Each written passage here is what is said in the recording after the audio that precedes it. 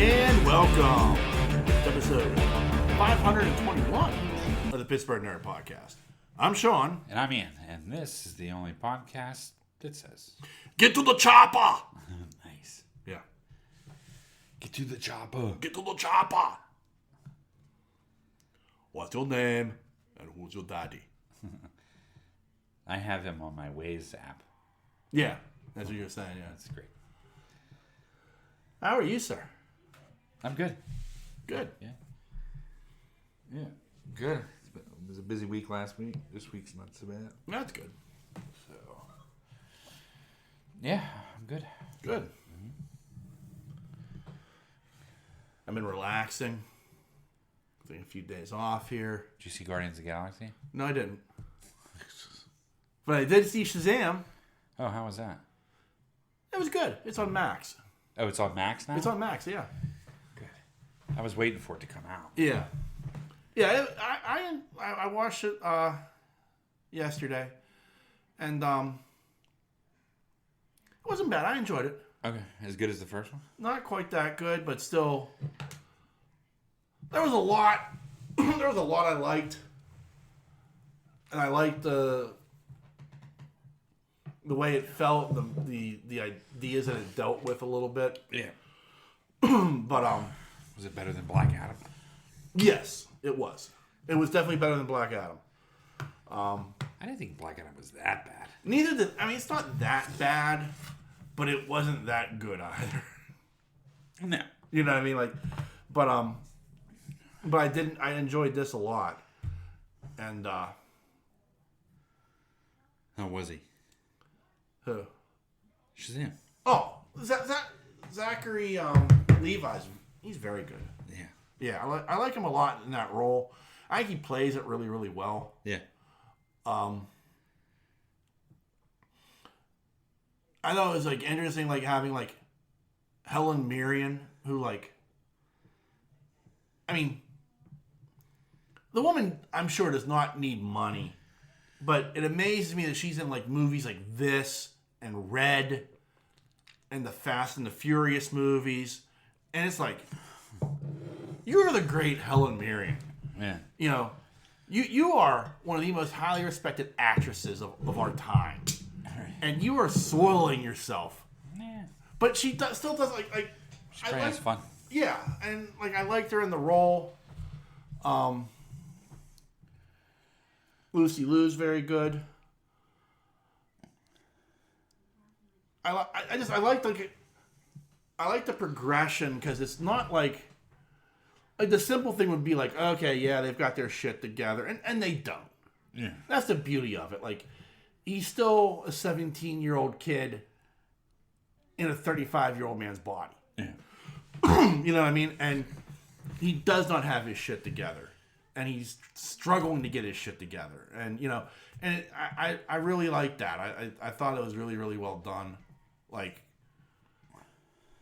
How everything, kind of plays out. And there were some interesting scenes. And overall, it was pretty good. Yeah. Yeah, I'd recommend it. If you like the first one, you like the second one. Yeah, I like him a lot. Yeah.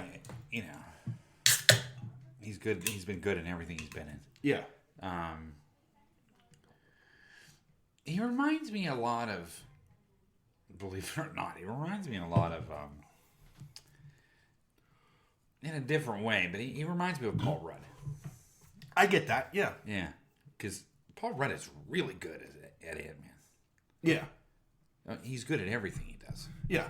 Do you know what I mean? Oh, yeah. But sort of how Ryan Reynolds has his sarcasm and stuff like that. Yeah. Well, Rudd has this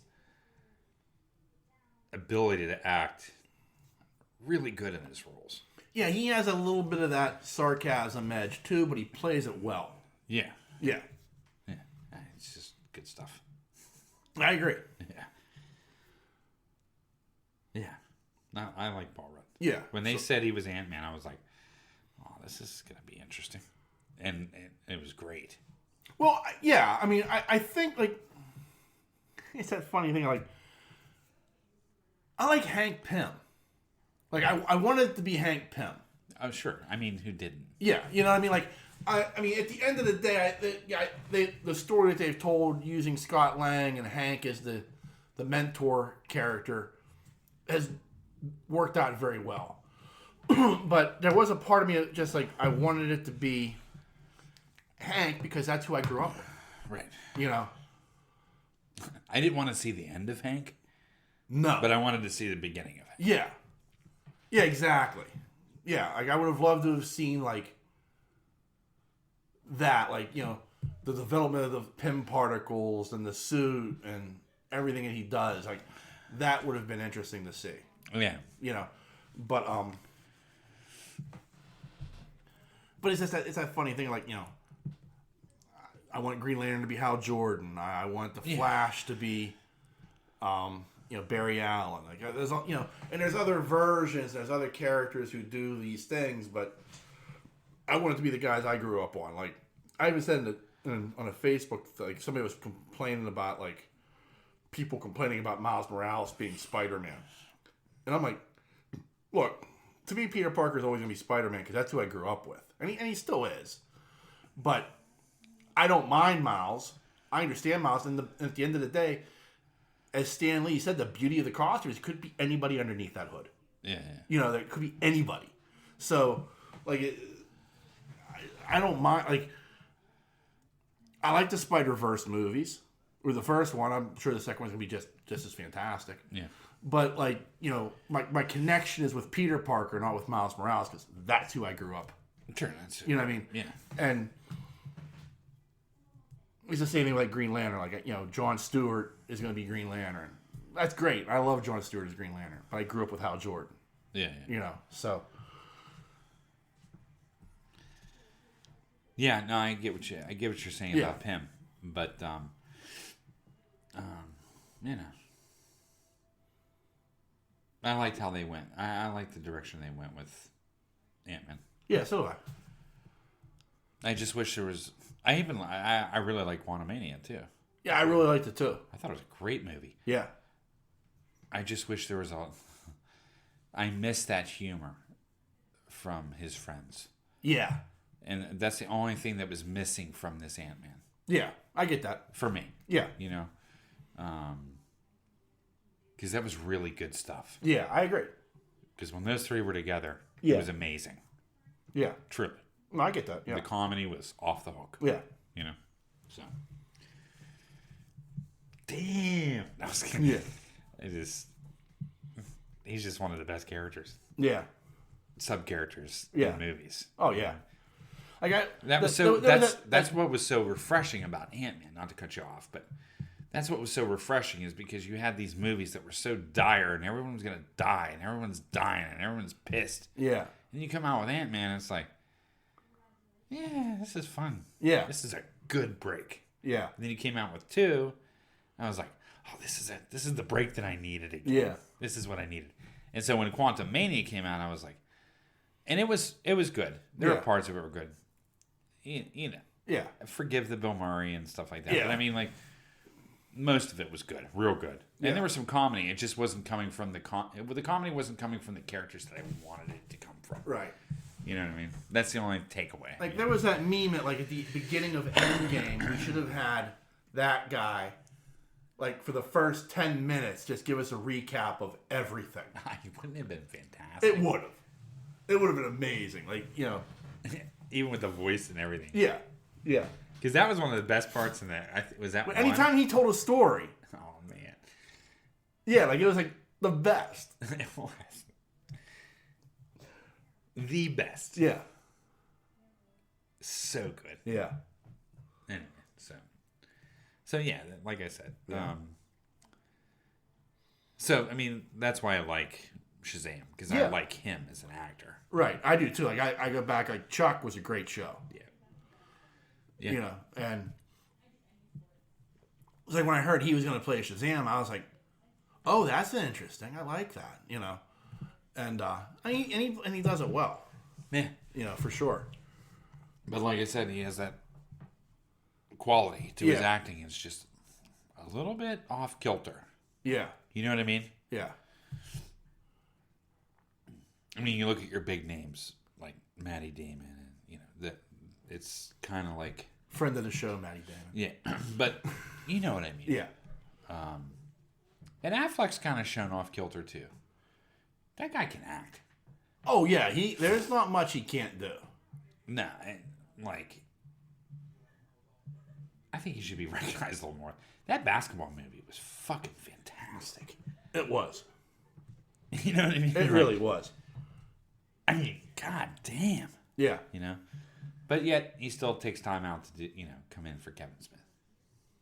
Which I find really fucking cool. You know what I mean? Oh, yeah. Like, I don't think Kevin could ever put him in a movie where he's the lead ever again. No. You mean Chasing Amy? Or even, like, Dogma. Or Jersey Girl. Or Jersey Girl, yeah. Like, I don't Jersey Girl, he was the lead. He was great in Yeah. Jersey Girl. Oh, yeah. That was a fucking great movie. It was. Highly underrated. But, like, I just don't think Kevin could get him on the discount to do, like, it's one thing to have him show up and do a cameo in a movie for a minute or two. It's another thing to, like, No, I get it. I need you for 30 days to do my shitty little $5 million movie. $4 million of which is going to you. Yeah, you're right. You know. So, I guess the problem is he's too big. He can't go back to that. All right. In a way. But at the same time, like, you look back at those movies, I mean, the scene between him and Maddie in that parking garage. Oh.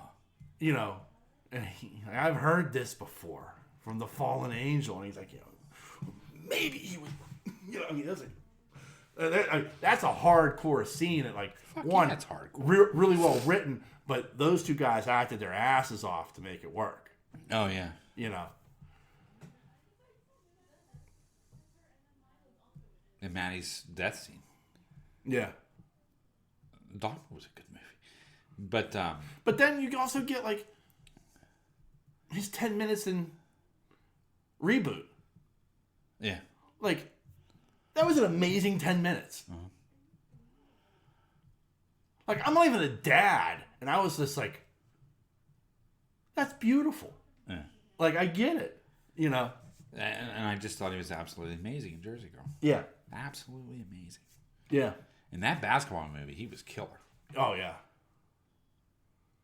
And that was kind of an independent film, right? That was financed by Amazon. Oh, was it? Yeah. It was a great movie. Yeah. Yeah, I don't think he does independent like himself. But, like, I mean, as a director, he gets backing. Like, I think that was an Amazon project. And I Argo, I think, was under the Weinstein Company. Yeah, I've never seen Argo. It's a good movie. Yeah. Like, I see why he won for it. Like, Yeah. I'd love to see him. And it'll never happen now because he's just had such a bad taste in his mouth twice from it. But I'd love to see him do a superhero movie. I know Gunn approached him and he was like, "Yeah, no, I'm done." Yeah. I know that. Like, James Gunn, like, I'm pretty sure James Gunn said, like, yeah, we talked to Ben, and Ben politely said, no, thank you. What was his involvement in the Nike movie? He was the director. Okay. I couldn't remember if he wrote it, screenplayed it. No, I don't think he wrote it, but I know he directed it. Yeah. Yeah. He was great as Knight. Yeah. Yeah, from what I know of Phil Knight, that was very Phil Knight. Oh, yeah. It's cool to see him on screen with Maddie, though. Oh, yeah. Yeah, You know what I mean? that's as weird as that sounds. It's sort of like Adam Sandler, Drew Barrymore. Yeah. Except male version and not together. Yeah. You know what I mean? I don't know how to put it. But no, I get it because it's like it's just that thing of like, they did enough together that it's just like when you see them back together, it's like, yeah, those are my boys. Yeah, it's like a chemistry. Yeah. You know what I mean? Yeah. Anyway. Good shit. Yeah. So I had a fun adventure this week. Well, I wouldn't call it fun, but It was an adventure. Uh-huh. I had to go get Darby neutered. Oh, yeah. Yeah. So, we found a place that would do it low cost in Penn Hills on Frankstown Road. So, Sunday, I decided I want to make sure I can find this place because Frankstown can be busy and I don't want to miss it or, you know. And I know Frankstown, I know it well enough to know it, you know what I mean? But I don't know where things are on it. Right. So I was like, well, let me take the run out there, and I'll find it, and that way I'll know where I'm going. Mm-hmm. And I found it very easily. Okay. You know, so Sunday was like a nice little trip. Okay, found it, cool. Went home. Sunday drove out, no problems. Drop them off, and we had to be there between 8 and 9. Now, they told us he couldn't have anything to eat after 10 p.m. Okay. Which, like I was like, well, that's like a typical surgery patient. Yeah. So, now Nancy was working. I took the day off, but Nancy had to work that day. Uh-huh. So, they but you can pick them up between 4:30 and 6. I'm like, oh, that's a terrible time though for Frankstown Road. Oh yeah, that was there was no getting around that. Yeah. But it wasn't that bad because I got out there, I drove out there, I left at 4:00. I got there at 4:30, and I was home by 6. Okay. But so I get there and I tell them who I'm there to pick up and make the payment, and they're telling me like, okay, you know, they give me all the directions, and they're like, and he we've got pain medication for him. He takes it twice a day, once in the morning, once at night. I'm like, pain medication, and it's in like oral syringes. Yeah. Like it's like children's aspirin in liquid form. Ketamine. Anyway, go. Yeah, no, it was Benadryl. Yeah. And I was just like, oh, this will be a joy. Yeah. Like, he's had it for the day, so he doesn't need it till tomorrow. I'm like, okay, great, not a problem. So, he's well behaved the entire way home. Get him home. Get him up in the Nancy's bedroom because we're putting him in solitary confinement for, I figure, the 3 days of the pain medication. Yeah. So we'll be in there for the rest of Monday, then Tuesday, Wednesday, Thursday. Friday, I let him out. So I get him in the bedroom. I'm like, well, I'm going to go get you some food, buddy. Well, this is the only time I've ever seen him like this. He was just a ferocious rocket to get out of that room. I'm like, what the fuck? He's never like this. He's trying to get the food. He knows where his food is. Yeah. I get him upstairs. I had to lure him with a bowl of dry food. Yeah. And he's like, trying to eat it like in my hand. Like I'm like going up the steps, I put it down, and he'd like run right up to it. I'm like, dude, what the fuck? Uh-huh. Get him in the bedroom.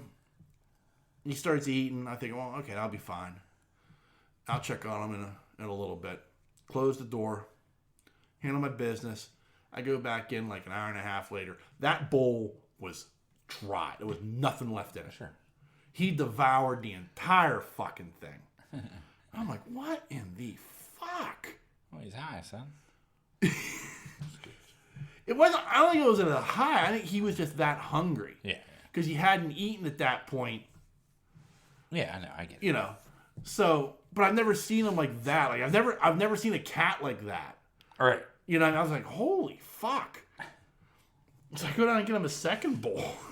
You know, and he didn't devour that one, but. Then the next morning, I wake up, I go in the bedroom, give him his dry food, get him all set up. Now I got to hold him down and give him his fucking medicine. Yeah. He wasn't happy, but he took it like a champ. Okay. I was kind of surprised. I kind of held up. It's like that thing of like, dog owners will tell you dogs trust you. Yeah. Dogs will trust you to a fault. Yep. Like, you can beat the fuck out of a dog and it'll come back. Like, a cat won't. But Darby seems to have a very keen trust in us. Because, I mean, I gave him a shot of that Benadryl, and he walked away from me, and he was just like, da, da, da, da, da, da, da. You know, like, just like, you know, bad taste in his mouth. 10 seconds later, he came back. Like, you know, okay, love on me a little bit. So, I had to do that 2 times a day for 3 straight days. And he's still cool. Okay. You know what I mean? Like, I was very afraid, like, by the 3rd day, he was going to be like, man, no, I'm done. Now, how is he with Sabine? We haven't tried that yet.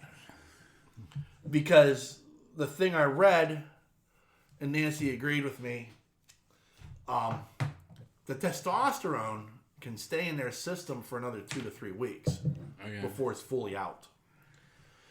So, like, my thinking was essentially, okay, we'll put Sabine back in solitary confinement. Because the whole thing that triggered this, I don't think I ever talked about this on the podcast, the whole thing that triggered this was the simple fact that something happened between Darby and Sabine in like an hour and a half that I was out of the house. Where like Sabine is hissing and like completely on the defensive with him. Yeah. And I don't know why. The only thing I can assume is it has something to do with maybe Darby thought there was my thing is that there's a stray cat outside, because we do have stray cats. There was a cat in the heat. Sabine had gotten outside, and when she came back in, that's when all hell broke loose. And I'm thinking Darby may have been trying to get a little snap a piece off, and Sabine was like, "What the fuck? Excuse you, sir?" So, I honestly think that's what it was, because Sabine's very defensive. Yeah. So, like, today, so I let Darby out. I got Sabine locked in my bedroom. I let Darby out. Not a problem. And Sabine's relatively content in my bedroom anyway. Like, as long as I'm in there, she's like, we're cool. Yeah. But today, like, I opened the door, and Darby was outside, and Sabine was, like, standing there waiting. And I just kind of left the door open there and let them, like, kind of look at each other for a minute. And Sabine was just kind of, like, looking. And Darby was kind of, like, looking. And then Darby started to scurry in, and that's when Sabine hissed and became defensive. And that's why I scooped up Darby and closed the door.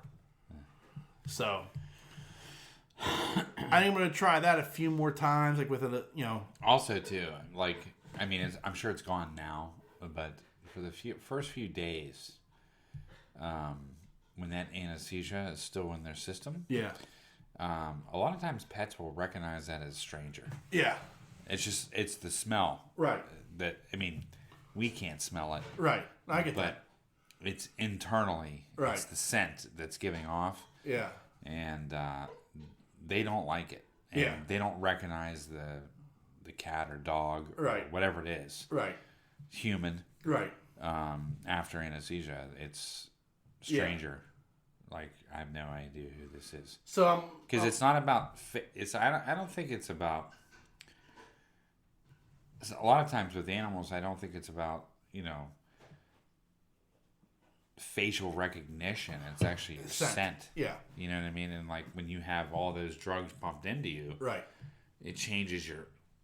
We don't notice, but right. Animals do. Right. So I think that's part of it. So. Yeah. So you're probably right in keeping them separate. And so over the next few weeks, I'm going to try to slowly reintroduce them. Probably for the next 3 weeks, it'll probably be like the little, like, open a door and let them stare at each other for a minute. Yeah. And see what happens. And, like, what I plan on doing is, like, okay, here's your treats. Here's your treats. You're in the same room, but you're on different ends of the room. Sabine's like, you will never touch me again. Yeah. I'm your mother. Yeah. You son of a bitch.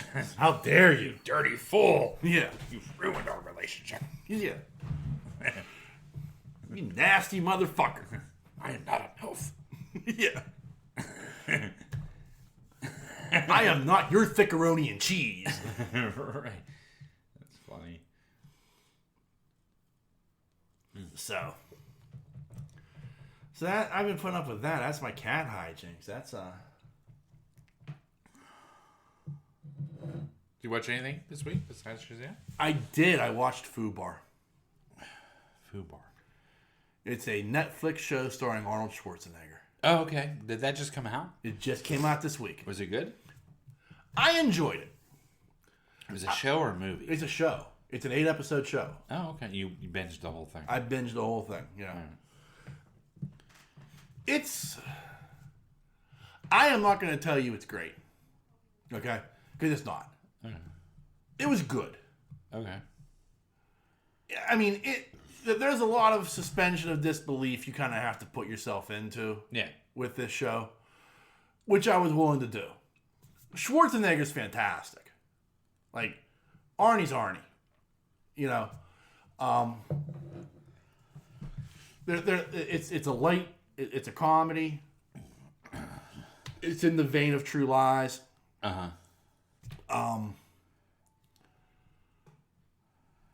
There's a lot that I liked about it. There's a few things like nitpicky I could say, that kind of bothered me a little bit.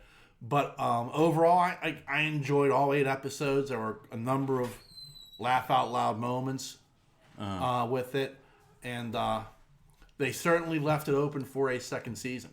Was it as good as Stallone's series? No. Okay, I was just No. I will tell you now, it was not even close. Like I'm sorry, I hate to say that. I hate to because I did enjoy the series, but no, it is nowhere near as good as Tulsa King. No, not even close. I'm just curious. That was phenomenal. This is just very good. Yeah.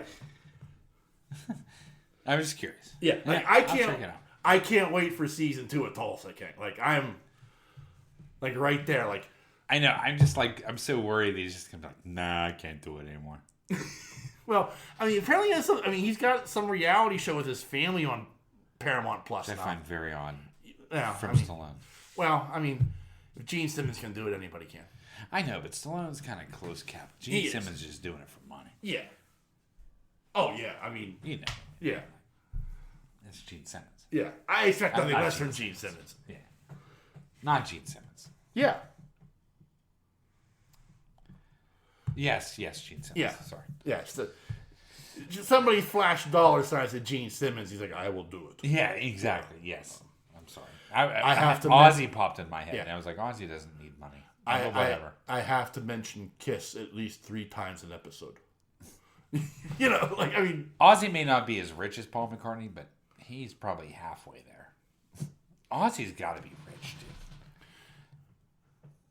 Like, I do wonder, like, of all the things, like you said, like we both agree, like Gene Simmons doing a reality show makes complete and total sense because he is just a whore.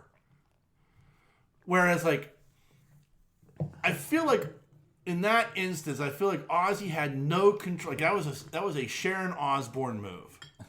You know. Well, they did that. Do you remember when they did that? It might be still on, but they did that paranormal thing with Jack. Yeah, I thought that was great. Oh yeah, I thought it was a great show. Jack Osbourne, like he's blossomed since the reality show. He's blossomed since he got sober. Yeah, you know what I mean. Yeah, and I think the daughter too. Like, I mean, she does her thing, like with the fashion stuff and everything. Good for her, you know. But like, it's that odd thing of like,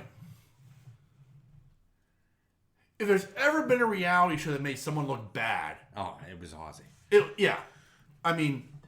He looks horrible on that show. Yeah, Gene never looked bad in his show. No. And he made sure of that. Yeah. I think he had some creative control there. Oh, he had total control. He had complete... What are you talking about? Yeah. He had at least 80% control of what was put out on that show. I have no doubt he was in the editing room. Oh, absolutely, like, dude. No, that does not make me look good at all. We are going to cut it. You know. Exactly. Yeah. But, I mean, even Hulk Hogan looked, bad in his reality show. Yeah, he did. I find it interesting that I'm afraid to even step into it. Yeah, I know. I'm not gonna. Because it might ruin Stallone for me. Yeah. I don't. You know what I mean? Like the only thing that's I love Stallone. Yeah. So I mean, the only thing that pushed me to say maybe I want to watch this is I saw an advertisement with Frank Stallone. The great Frank Stallone. And I was just like, man, it's Frank. I might have to view this, you know. I don't... You know, it's funny. These reality shows that, you know, it was, as we've just discussed, some brings out the worst in them. Yeah. You know what I mean, you know, you watch a show of the Osbournes, you just want to cry. Yeah. I mean, if you're an Aussie fan, if you're a true Yeah. Aussie fan, Black Sabbath fan, you just want to like, oh man, This dotting old man struggling with the remote control. yeah, And I go, Sharon! yeah. You know, I mean, I don't want to see that. No, You know, no. I just don't want to see a side of Stallone that I don't want to see. Yeah. You know, I mean, Yeah. like Stallone.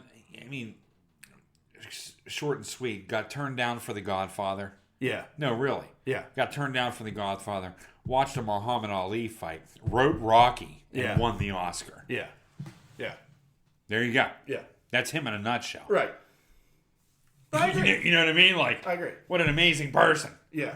You know what I, you know, coming back from a struggling actor to, you know, who he is. You know, yes, he's made some shit movies. Yeah. Got to get paid. Yeah. You know. I mean, you can't just look at a title called "Stop or My Mom Will Shoot" and say, "Well, this is Shakespeare." You know, me and Estelle Getty, money. Right. You know. But you know, it's funny. I mean, like he did a lot of this, like Cliffhanger, and like, which was an okay action movie. Right, but the one where he was trapped under the. Oh yeah, yeah. I mean, like he did a lot of stuff like that, which is like acceptable to me because it's like he was staying in his lane and doing that genre. Cobra. Oh. No, but I mean, But like, but then he does Copland. which is an amazing movie. Yes, I mean, like he. Yeah. Did he win it? He didn't win an Oscar for No. Copland. He was nominated. I think so. Yeah. Yeah. But like, I mean, that and like the soccer one that he did in the '80s with Pele. Oh, Victory. Victory, yeah, that's an amazing movie. Nighthawks, we've discussed the greatness of Nighthawks. Yeah. But then he does like, you know, Oscar. Yeah, I know. You know, and like, and I will freely tell, like, as bad of a movie as it is, and as much as I fucking love it, I love the one he did with Kurt Russell. Like, it's a horrible movie. I can't think of the name of it. Tango and Cash? Tango and Cash, yeah. Yeah. It is a horrible fucking movie. Yeah. Terrible movie. But it's like that cheesiness that I absolutely love. Plus, it's Stallone and Russell. Yeah, I mean, Dude, like, Russell can act in anything. I will watch anything that Russell's in. Except for Escape from New York, too. Escape from LA. I can't. No, that's... That is the biggest piece of trash I've ever seen. It is. It is an absolute... And it is a black stain on his career. And John Carpenter's. Yes.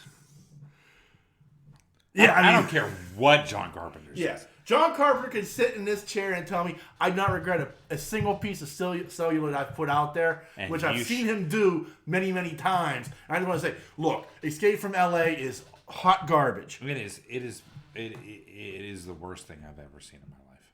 Yes. 100%. Yeah. It's up there. Yeah.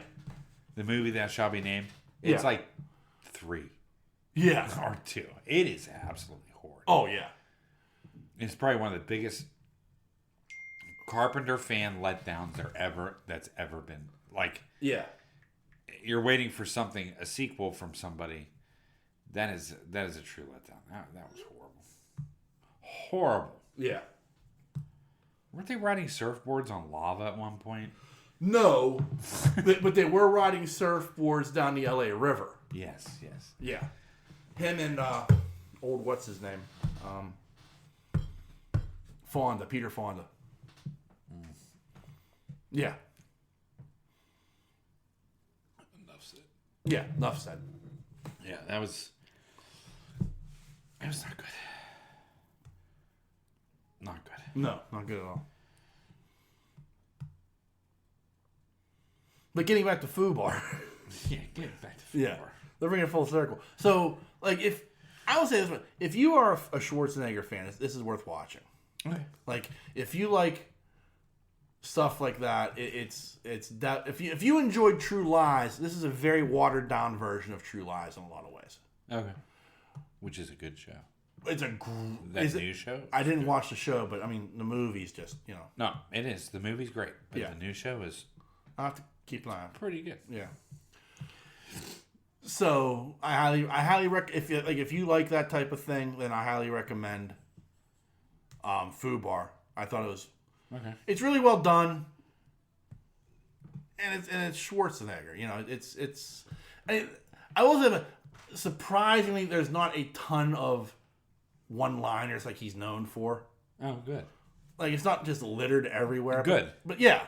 But there are a couple here and there, but it's not like every single time he kills somebody, it's like, oh, that's all hot the best. Or shit like that, I watched what's that movie he was in recently?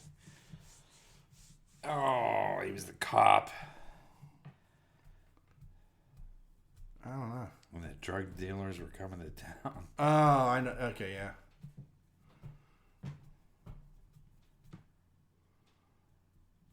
Do you know what I'm talking about? I know what you're talking about. I just don't know the name of it. Yeah.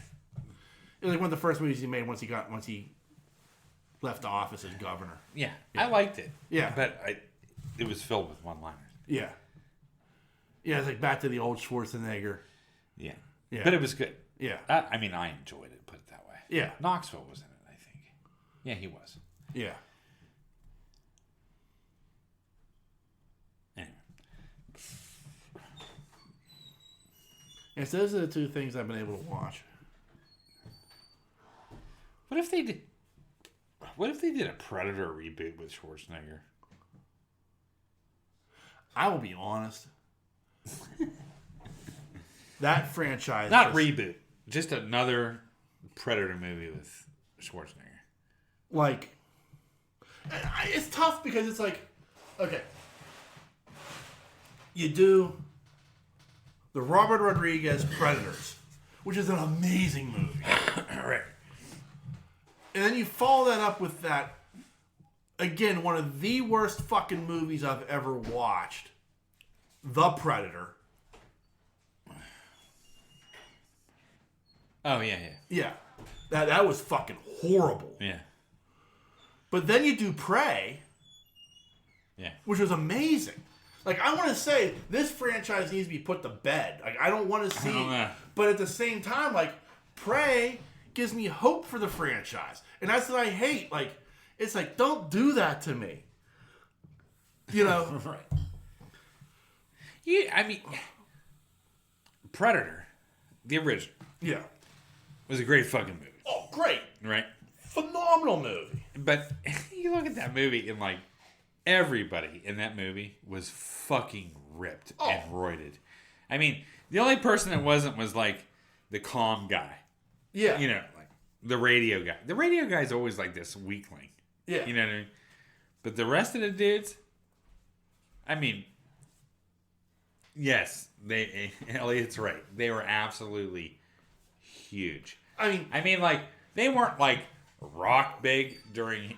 Remember when Rock got, like, super massive? yeah.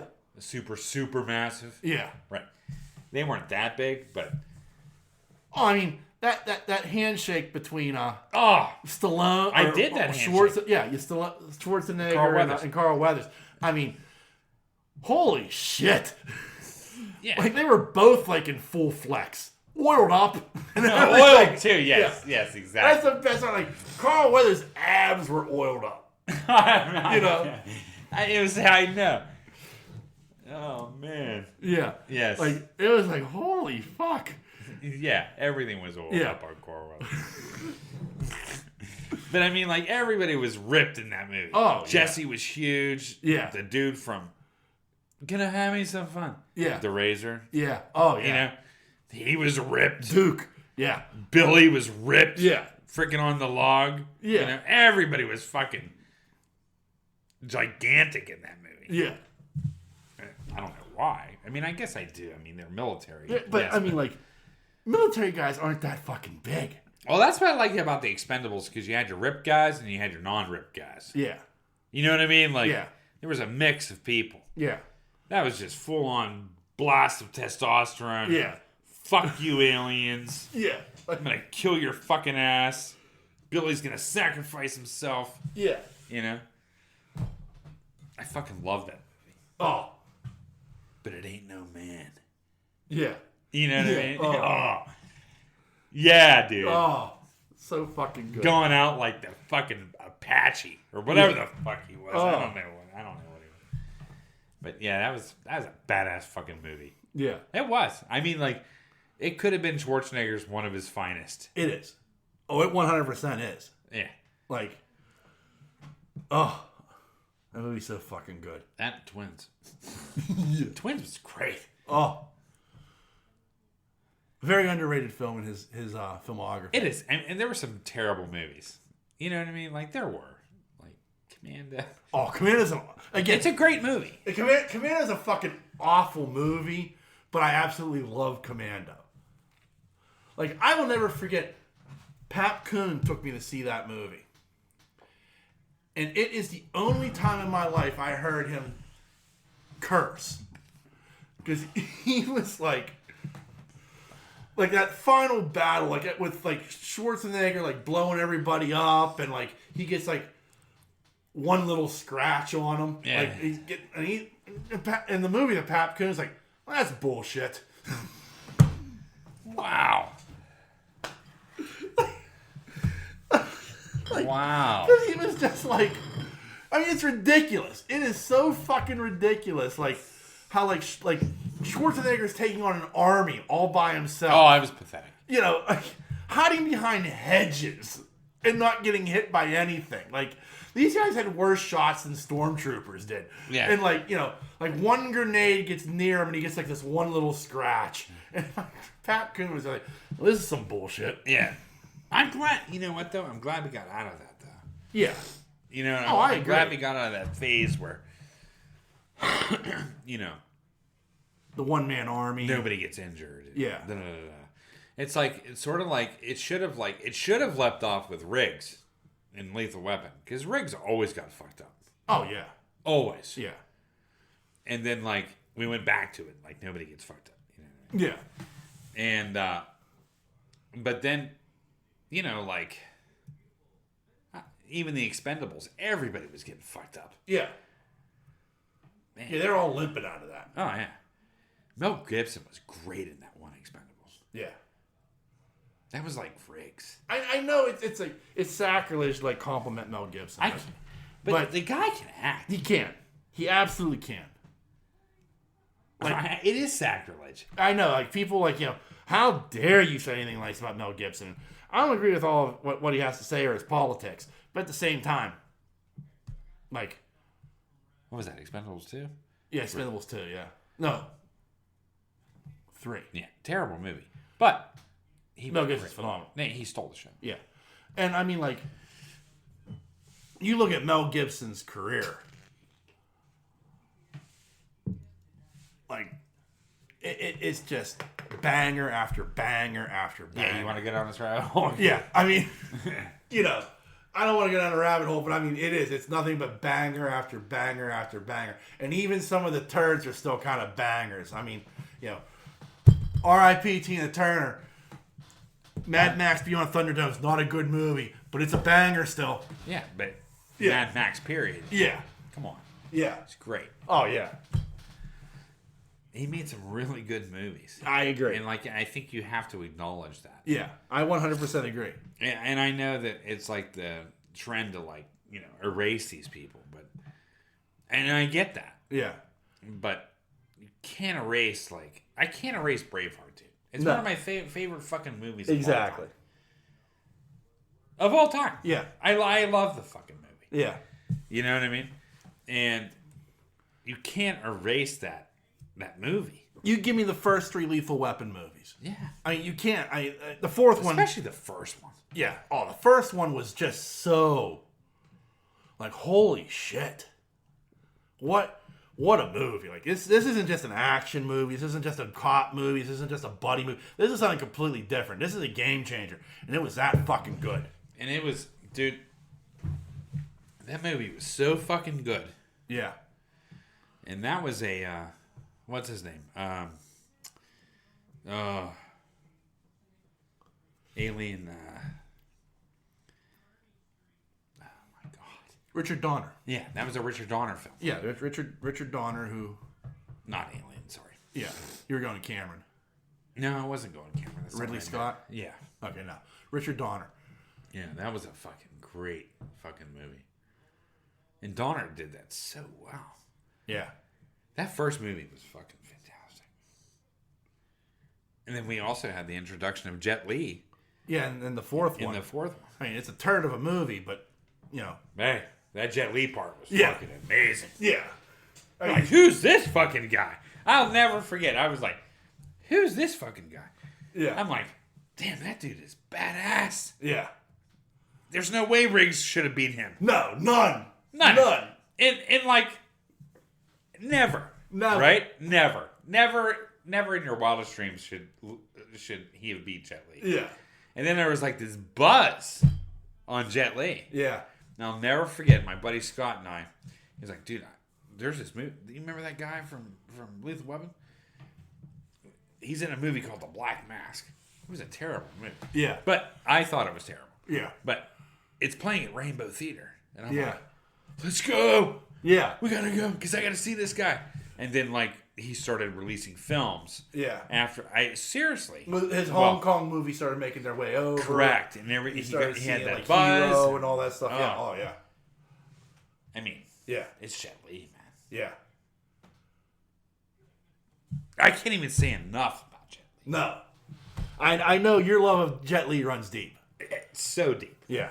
I mean, I love that man. Yeah. You know what I mean? No, I do. I mean, Like, you have spent birthdays watching Jet Li movies. correct. I've done marathon Jet Li. Yeah. movies. I've gone out of my way to find any Jet Li movie that I can possibly find to Yeah. watch it. Yeah. And I think I've watched most all of them. Yeah. He's just that good. Yeah. I get it. The closest thing to Jet Li is, what's his name from IP? Donnie Yen. Donnie Yen is amazing. Yeah. But a second. Yeah. Oh, I'm not going to put him above Jet Li, but I mean, Romeo yeah. Must Die. There was this release of movies that he had in the U.S. Yeah. One. Oh. Come on. Oh, that had that's amazing. Statham in it, too. Yeah. That Early movie, Statham. that movie's so fucking good. Unbelievably good. Yeah. Oh. He's amazing. Yeah. Dude, Jet Li's amazing. Yeah. We're like on his action star Yeah. kick.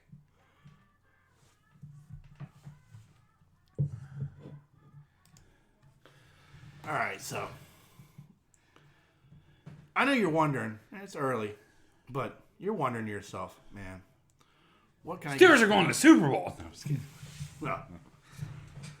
I wonder what I should be getting Sean for Christmas this year. Why would you do that? Why did you? Anyway. In January of this year, Marvel is releasing an omnibus of Rom, the Space Knight. Really? The entire Marvel run, including his appearance with Luke Cage and Power Fist. Wow. Yeah. Are they making a Rom movie? No. No, but it's been one of those things, I guess. Remember when I picked that Rom out of the fucking... Yeah. Yeah. Out of the... Well, that was Flippin'? that was one of those ones I thought about. Man, because I've always wanted to just like collect a small run of comic books, like a title that had a very short run. Yeah. Like I thought about doing Godzilla, which I still might do. Like when Marvel did a run of Godzilla comic books in the 70s. Yeah, yeah. I also thought about I tried getting a couple of times. I saw people were selling the entire run of Marvel's Star Trek comic books based upon because they did the Star Trek the Motion Picture comic book adaptation. Yeah. And then they did 2 years of comic books for Star Trek. Yeah. I thought, That would be kind of cool to get. I've tried buying them on eBay, and it just got a little bit more expensive, and I was willing to pay for it. Yeah. But then the one that I also thought about was Rom the Space Knight. Yeah. But that, apparently, like, there are some of those books that are very pricey. Like, a couple $100 pricey. Yeah. Like, and I'm like, well, I like the first issue. Like, I went to a Comic-Con a few years ago, and the guy had the first issue, and it was like, yeah, I'll take that for $350. I'm like, I was thinking maybe $50. Which makes my pick more important. Yeah. So I was like, yeah, I don't think I'll ever collect Rom because it's too pricey. Yeah. Like, which was like bummed me out. But I was like, okay, whatever. Well, apparently, like, I guess Marvel and Kenner, who owned the rights to Rom, had a legal battle. I guess like Marvel regained the rights to their comic books. Yeah. And now they're putting out an omnibus with their run. So I would love that. Like when that comes out, I think I read the article went to something else entirely, but I think I'd like to get that. I think it comes out in January, and I'd love to get that for myself. It's just like something because I read a few of them when I was a kid.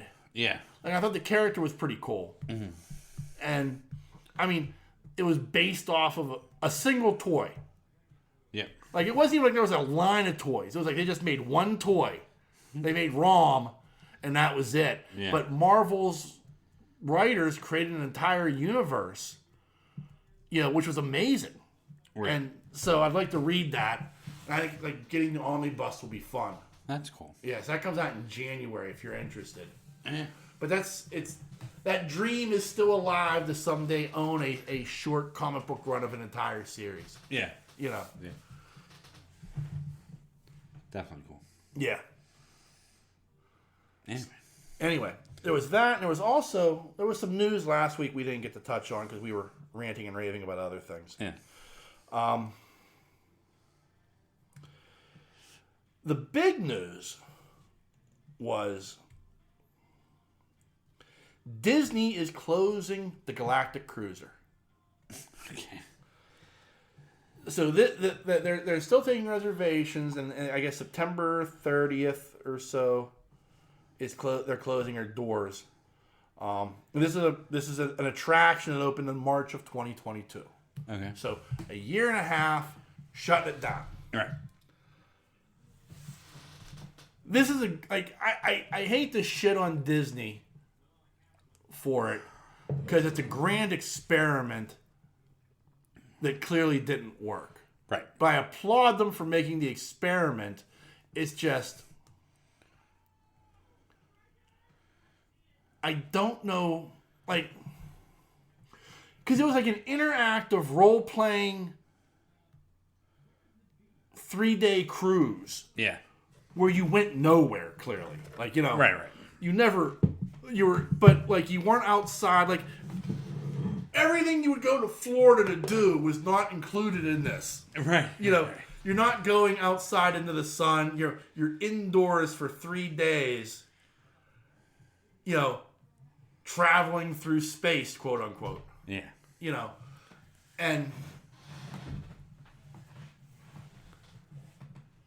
like I just don't think that, like, to me, that would be exhausting. Like, I don't want to have to interact with the bartender as a Star Wars character. I'm just like, dude, just give me my drink. Like I'm, what I mean? Like I'm, like everything. Like they have all these actors, these that they're all in character. Yeah. And it's like, I get it, but I don't like. Well, people in character drive me nuts. Yeah. It's just, it's corny. It's why I can't go to the Renaissance Fair. Okay, fair. Yeah, honestly, like I went one time, and it just drove me nuts to like the actors and the the people participating in like the the acts and stuff, like they're in character. Like, you know, I think wearing a digital watch. Like, pray tell, what is that magical device? I'm like, oh fuck. Yeah, stop, dude. Yeah. He's got a leg off. No, I mean, Yeah. But like it's stuff like that I like. I don't want to go. Like, I get it. So it's not for me. Right. Like, you know, those people who do enjoy that, God bless them. You know. Yeah. But it's not. It's not my cup of tea. And so like this cruise would be like the exact same thing for 3 fucking days. yeah. You know. And I mean that would just be like a sentence in hell to me. Yeah. You know. It's just a higher stake on the murder mystery dinner. Yeah. You know what I mean? Oh yeah, it is. But like the nice thing about murder mystery dinners, although I've never been to one, I think they're kind of cool, and I would like to go to one. But you know, it's like 2 hours of your time. You're done. Yeah. You know, I mean, like, and you get a dinner out of it. You know. Yeah. I think that was like there was an interactive play. I know, like, it came to Pittsburgh for a while, and it was, like, down at Station Square. It was called Tommy and Tina's Wedding. Okay. And you had to dress as if you were going to a wedding reception. Oh, nice. And the entire thing took place at a wedding reception. But, like, all the actors were, like, in character and, like, around you, and you were learning bits and pieces about, like, I'm not quite sure what the whole thing was about, but it was just like, oh, this just sounds exhausting. I mean, and that was like 2-3 hours because you're at a wedding reception. You know, there's a DJ, there's dancing, you're supposed to interact with everybody. Like, I was just like, oh man, no. Like, you know, this sounds awful. Yeah. But I mean, it did well. You know, I know it traveled. Like I said, I mean, I know like it started in New York and it came to Pittsburgh. It was down at Station Square. Yeah. Like, yeah, so it wasn't like in like a playhouse. They had to like have like a dining hall and stuff because this is what the premise was. And so it's an interesting premise, but at the same time, I don't want to do this at all. You know. It's funny. Yeah. Well, you know, things happen. But I think the other side of it is like it was like really expensive to do this, like at Disney. Oh, I'm sure. It was like $5,000 a person or something. God damn. Yeah. Yeah, and like that's what I'm saying. Like, you know, everybody says, "Oh, go to Disney, do this, do that, do the other." I'm like, man, I think I'd rather just go to Europe. Yeah. I think I'd want to go to London or Scotland or Ireland. I mean, like, it's probably cheaper than Disney. Yeah. From what some people are paying for these packages. Oh, yeah. Oh, and you get the Disney freaks. I don't mean any. That's terrible to say, not Disney freaks, but you get these people that go to Disney like 4 times a year. Yeah. And I'm like, why? Well, I mean, like, look at like Doug from Jason's brother from History of Bad Ideas podcast. Yeah. He goes like 4 times a year. Why? You've seen everything. But he's a fanatic. Yeah, I know. I mean, honestly, I mean, that's the only way I can describe him. And like he defends it, like, because it's like you know, how much cocaine are you fucking blowing to like afford this? Like, you have to be like, I mean, you have to have your regular job, which I'm sure pays you well, but you have to have like a second hustle. Like you have to be like pimping or something to be having that kind of money. Yeah, because to go down there for like a week at a time, 4 times a year. It's not like a cruise ship. Like, so you take your second cruise, right? Yeah. And then after that, they start giving you major discounts to come back on the cruise line. Yeah. We'll cruise again here. You know, we'll take, Oh, 2,000 off. Da-da-da-da-da. Yeah. Cruise lines are like that. You know what I mean? But Disney. So's Vegas. Yeah, Vegas, same way. Yeah. But Disney, dude, they ain't fucking shortchanging anybody. They ain't giving you a deal. You know what I mean? And like these are people that like they are fully like they are staying at Disney.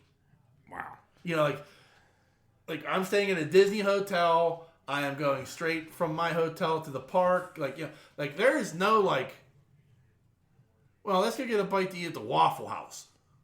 Yeah. You know, they are locked into Disney for 7 days. Yeah, it's not like... And I don't know how Disney is now, but it's not like Disney is like Cedar Point. No. Do you know what I mean? Or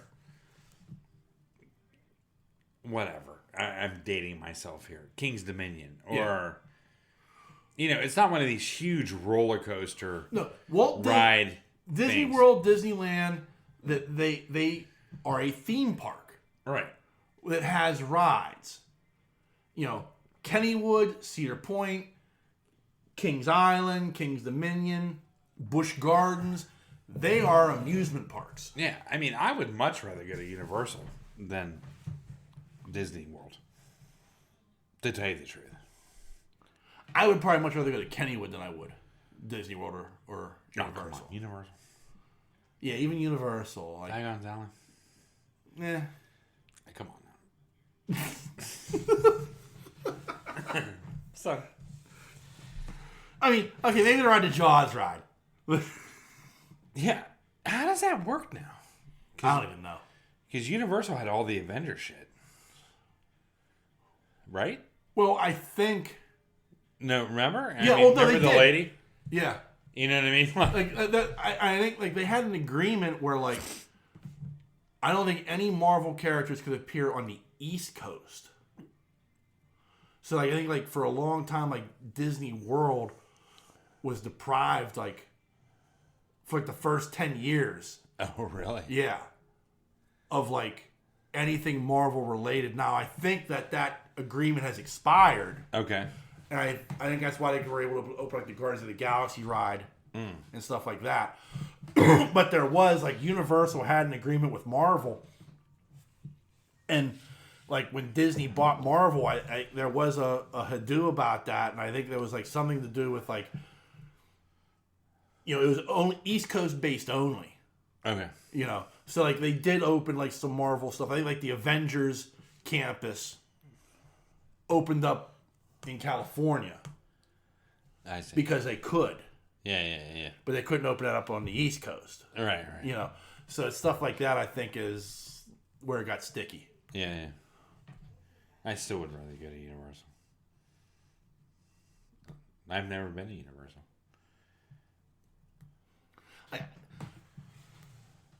I just can't imagine like trying to deal with shit like that with probably 10,000 people Oh, yeah. in Florida heat. No, the heat's the worst. Yeah. I would never go down there in the summer. No. You got to be out of your mind. I've been there in the summer. Yeah. And I've been down there in Disney in the summer. Yeah. And I can't even... Yeah. It's the worst. Yeah. I would go in the fall. Late fall. Yeah. Perfect time. But it's just like it's like I just cannot imagine just being pleasant at all. Right. I mean, that's why I like going to Kennywood. I like going to Kennywood in the late fall. Yeah. Because it gets dark early. Yeah. And it's my favorite time of year there. Right. You know? Right.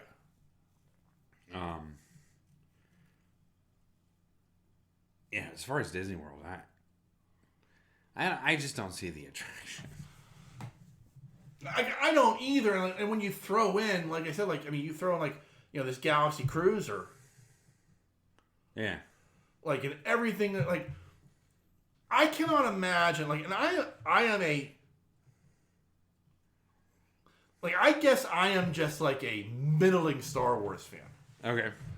Because to me, like, 3 days of, like, being immersed in a Star Wars adventure sounds horrific. Like, it does. Like, I'm sure there are people who are like, you know, like, you are not a fan, and so be it. You know, but, Right. like, that just sounds awful to me. Yeah. You know, and I want no parts of it. No, I agree. I hear you. like even like the Star Wars, like the whatever, like Star Wars Land at Disney. Like even that's not like, other than like the opportunity to fly the Millennium Falcon. Right.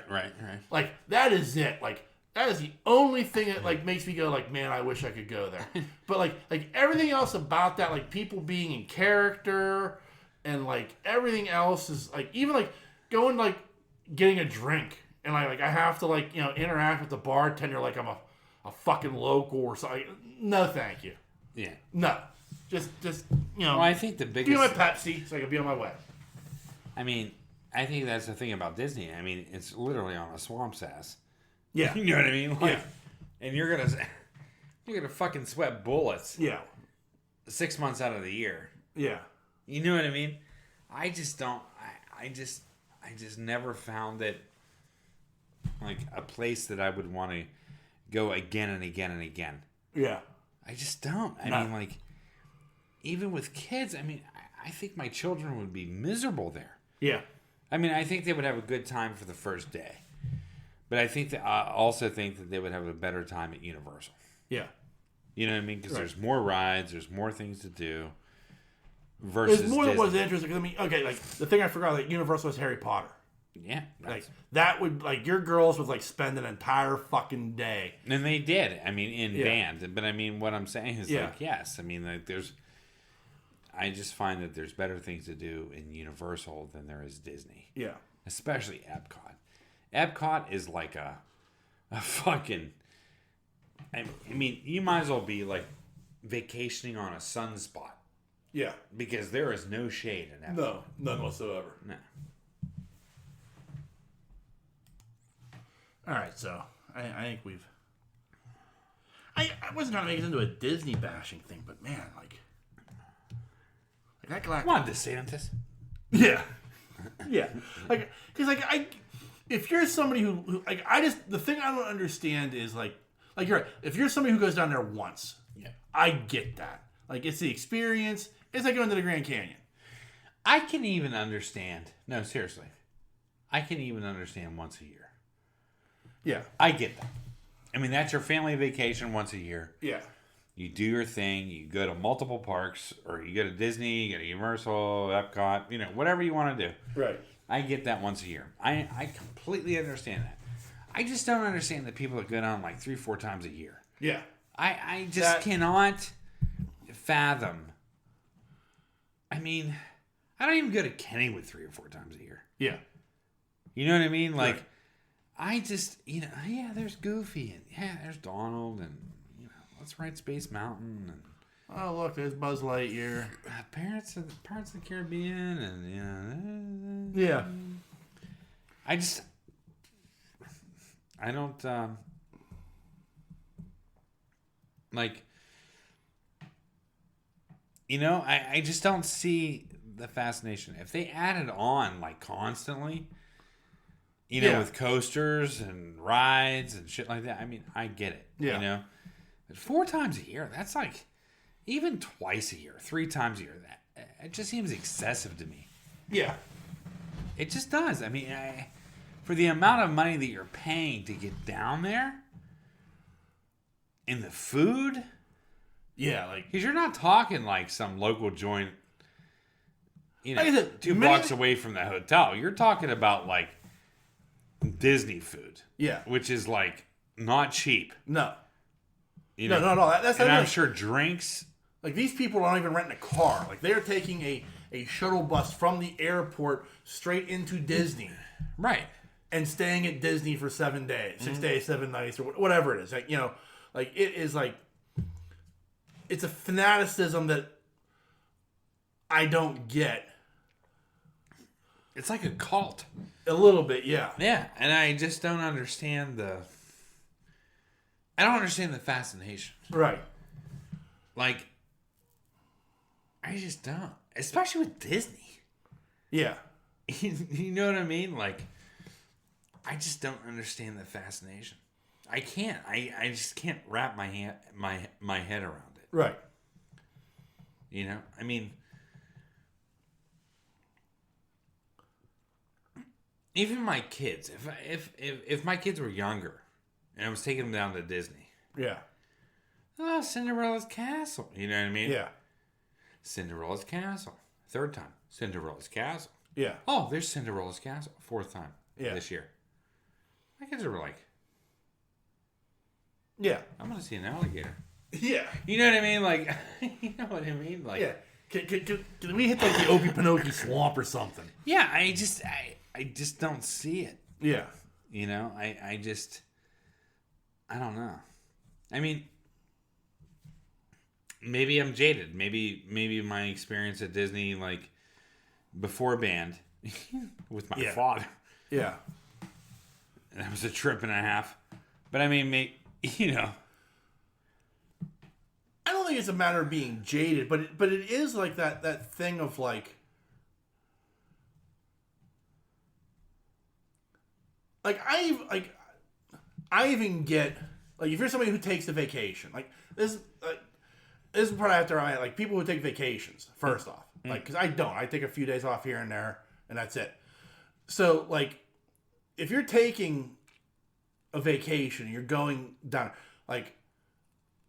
Why are you going down every year, even? Like, I can see, like, maybe once every 5.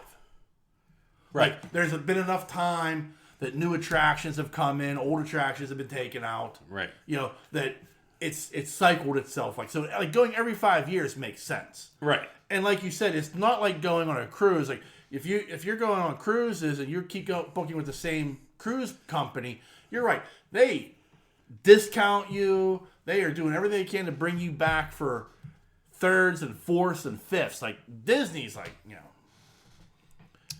$15, little man. Put that shit in my hand. Yeah, exactly, dude. Like, that's Disney.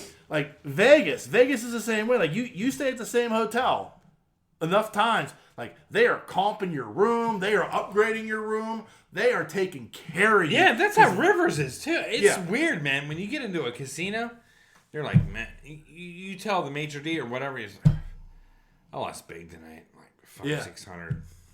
Oh, next thing you know, you got a fucking porterhouse steak on the house. Staying in a penthouse suite. Yeah. Fucking pool. Yeah. I mean, for real. Yeah. I mean, like, they fucking take care of you. Yeah.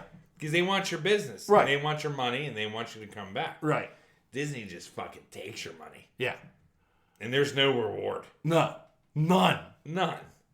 None. None. None at all. And I mean, like, and even like you have to be that motherfucker that like, okay, I got the speed pass, so now I have to schedule my day.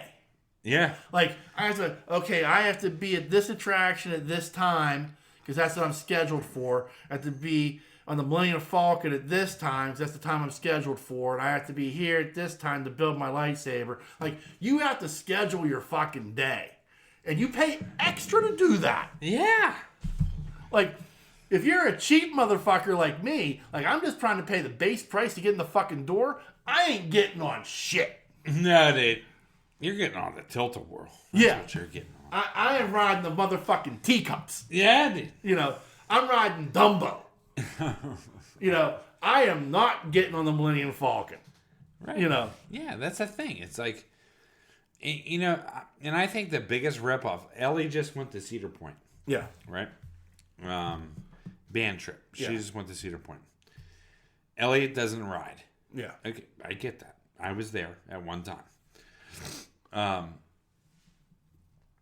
She just doesn't like ride the really scary roller coasters. Right. She doesn't ride roller coasters, but she rides everything else, like spinny things and stuff like Yeah. that. You know, she rides that stuff.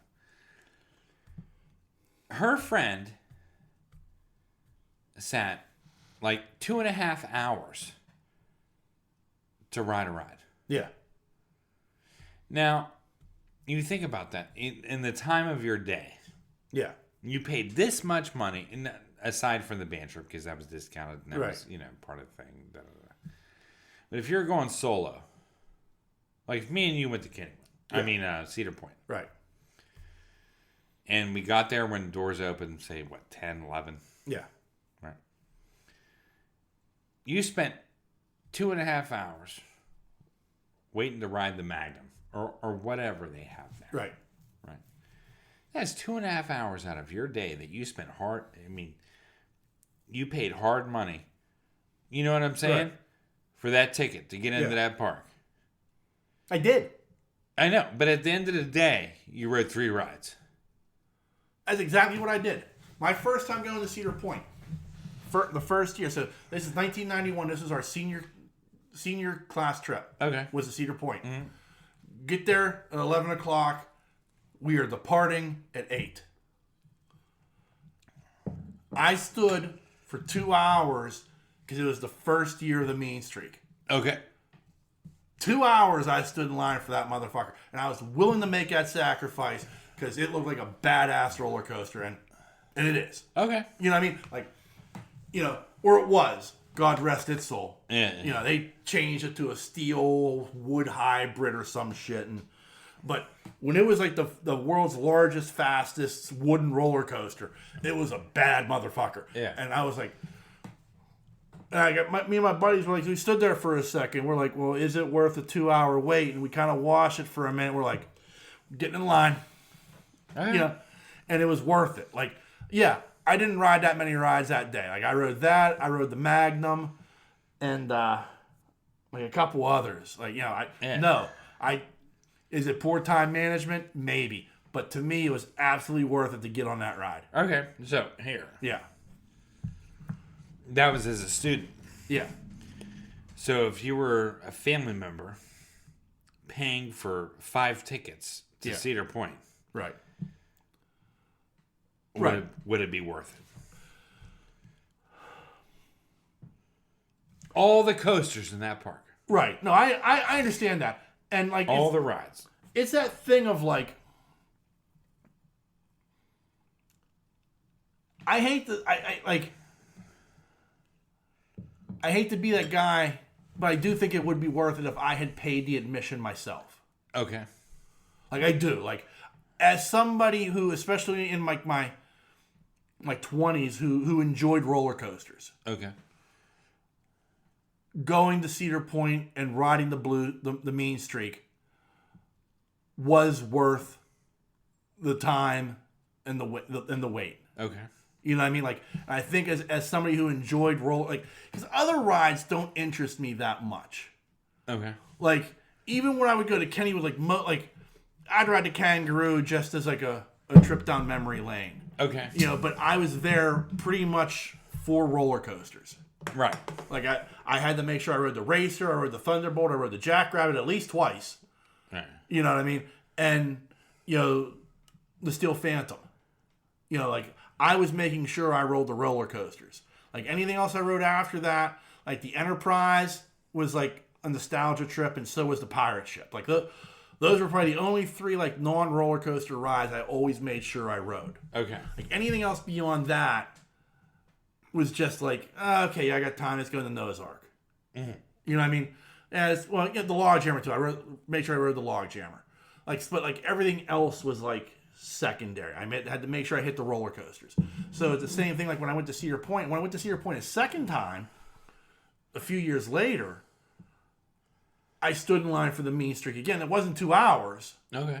At that point, it had kind of been broken, so it was only a 45-minute line instead of a 2-hour line because it wasn't the hot newness. Yeah. But still, and that second time was like well worth the wait. Yeah. The Magnum was well worth the wait. So it all becomes like, well, what is the thing that interests you when you go to an amusement park? Right. You know what I mean? Like, again, the problem with Disney is, so like the Millennium Falcon, like I said, like the only way you're really getting on that ride is if you schedule your appointment. Right. You know what I mean? Right. Now I know. And even then, there's no guarantee that you're the pilot.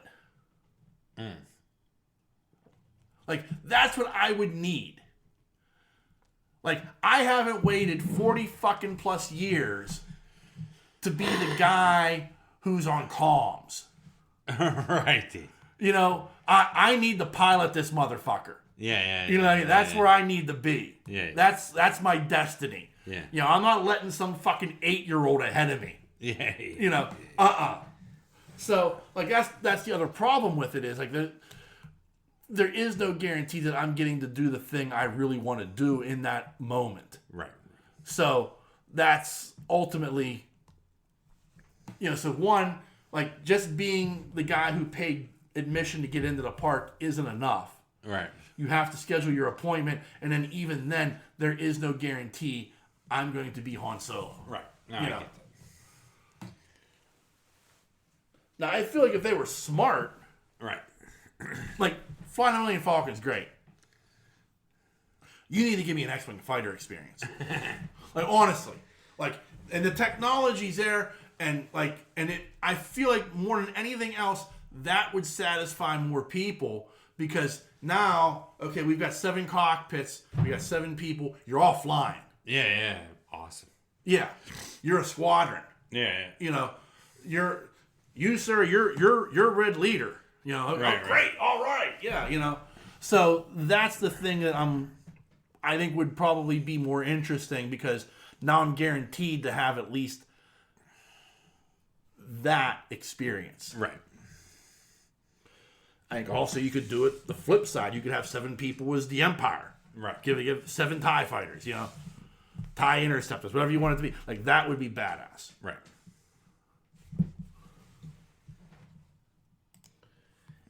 Yeah, so that's my opinion. I don't know. Like, I'm sure Disney's probably listening to this right now going, he's on to something. Fuck, why didn't we think of that? But what do I know? I just don't think you get your money's worth. No, I don't either. Bottom line, into this subject, but I just... And that's the problem. Like, to get your money's worth, you have to go multiple times.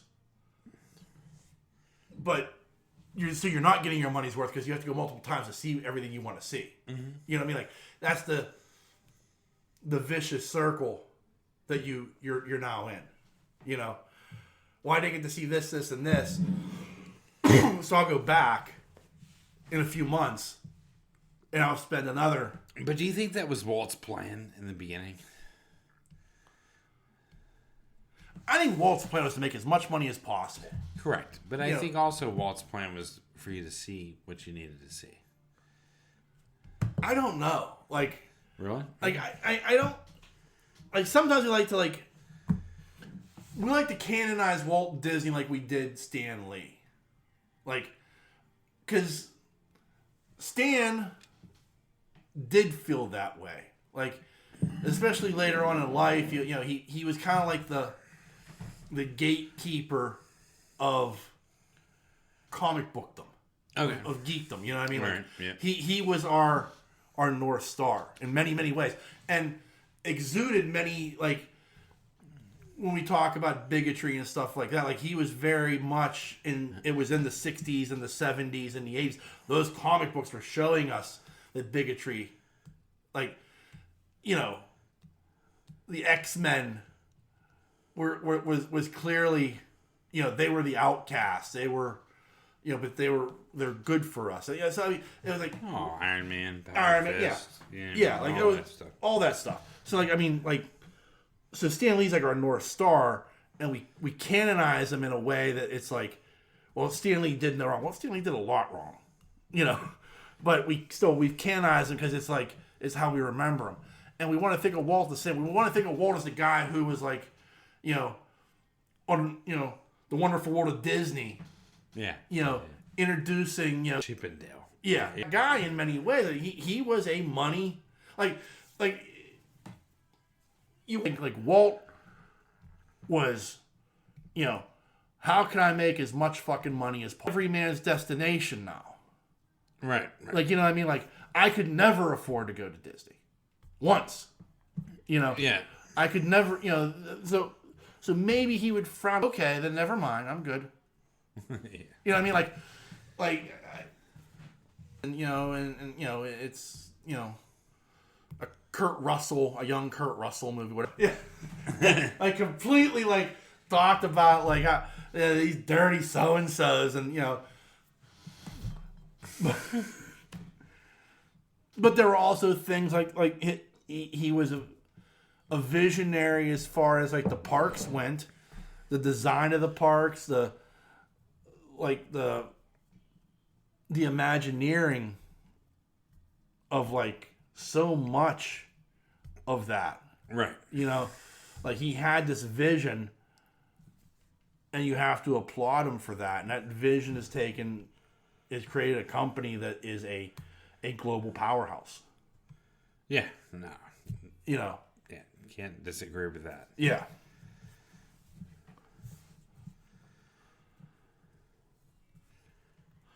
All right, then. Anything like to add to the proceedings there, sir? No, I'm good, son. All right, well, remember, there are a number of different ways you can reach out and touch us. Hey. You can send us an email, and that email address is pittsburghnerd@yahoo.com. Oh, by the way, Thad, no, I don't have plans for Memorial Day, and I don't want to be involved in your plans. Email address is pittsburghnerd@yahoo.com. You can also find us on Facebook, Twitter, and Mastodon. Just search Pittsburgh Nerd Podcast. We're very, very easy to find. And we are also on a number of podcasting networks. You can find us on the Tangent Bomb Network, the Weeby Geeks Network, and the Pod Breed Network. Just give them a Google search. You can find all the other great podcasts they have to offer. And finally, as always, I want to thank you, dear listener, for checking us out each and every week. I can't thank you enough for that. And be a friend, tell a friend. And so on that note, the dreamer has awakened. Peace.